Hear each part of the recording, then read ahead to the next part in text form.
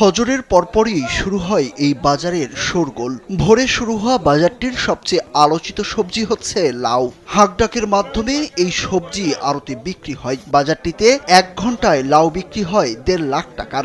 এত পরিমাণ লাউ দেখে যে কারো মনে হতে পারে এ যেন লাউয়ের রাজ্য। লাউয়ের আড়তদাররা জানান এই এলাকা সবজির রাজ্য।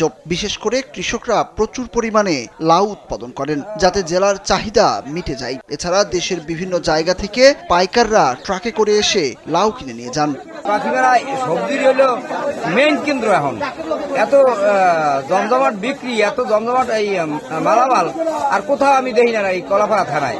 জীবনকে উপভোগ করার সব আয়োজনকে একটি নিশ্চিন্ত কমিউনিটি লিভিং নিশ্চিত করছে রূপায়ণ সিটি উত্তরা। কুমিরমেরা, মজিদপুর, সোনাতলা, বইয়েতলা এই সমস্ত এলাকার থেকে এই লাউ আসে। কৃষক প্রতি দৈনিক এখানে 1.5 লক্ষ টাকার প্রায় লাউ বিক্রি হয়।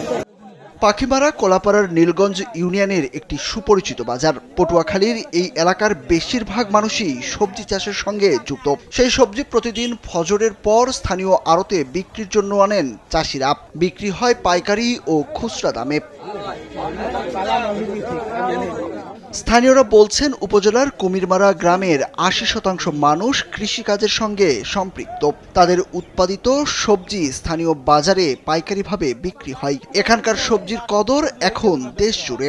ফজরের পরপরই স্থানীয় পাইকাররা আড়তে এসে হাজির হন, আর কৃষকরা আড়তে সবজি নিয়ে আসলেই শুরু হয় হাঁক ডাক। ডাকের মাধ্যমে 1 থেকে 1.5 ঘন্টায় শুধু লাউ বিক্রি হয় কমপক্ষে 1.5 লাখ টাকার।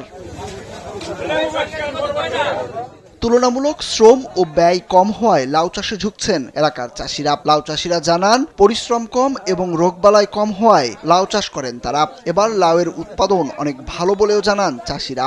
এ জায়গায় প্রতিদিন